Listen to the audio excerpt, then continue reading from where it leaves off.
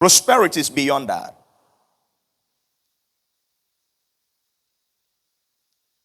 Third John verse 2.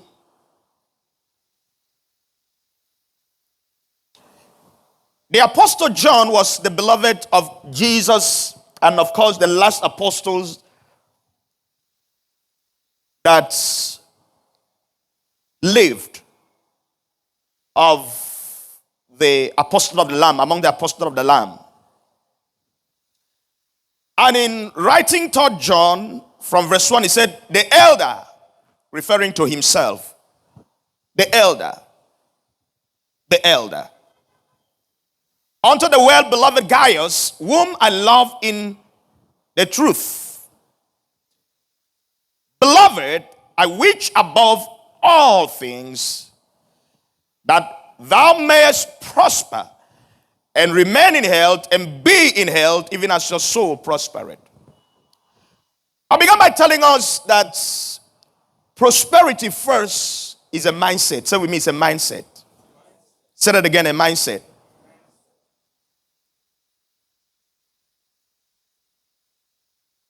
I have been privileged to see some rich people in terms of our definition of rich people. Listen, but their mindset, a mere talking with them. You want to ask, how did they get to where they are? Could it be that many misroad, like we say in Nigeria?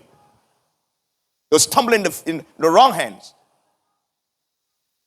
Because by virtue of what comes out of their mouth, their character and their mannerism, you just know that. It just the other day, I was in Abuja, and the young man I went to visit with was talking to another young man. So when the young man left, he called my attention. He said, the boss, as he calls me. I said, yeah, what's going on? He said, I saw this guy came with a business deal, but the money I saw in his account, I'm afraid I can't do any deal with him. I said, who is that? He said, the young man that just left. Listen. I said, how much? Well, that runs into some millions of pounds. Over 5 million pounds. How did he get there? Of course, by streets. So you see, what he has is not compatible with his lifestyle, with who he is. So a mere looking at him, you know that this cannot last. I want to trust God for an assignment tonight, and I'm going to be brief. I still want to hit on the area of your mindset. Listen, the Bible said, as a man thinks, where? In his heart. So is he. You are not different from the thought of your life. If you think that you are rich, then you are rich. But if you believe you are broke and poor, then you are. A man said, sow a thought, and then you reap an act. You reap an act. Sow an act, and then you reap a habit. Sow a habit, and then you reap a character. And then sow a character, and then you reap a destiny. Sow a thought, you reap an act. Sow an act, you reap a habit. Sow a habit, you reap a character. And then sow the character, you reap a destiny.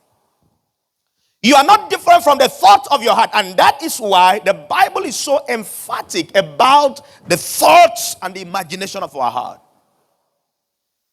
I wish you above every other thing in life that you